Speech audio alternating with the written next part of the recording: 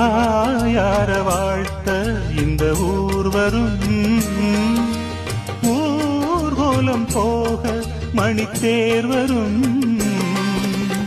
சொல்லியது போலே நம் சொப்பனங்கள் கைகூடும். வந்ததொரு வாழ்வென்று சிந்து கவி கண் பாடும்.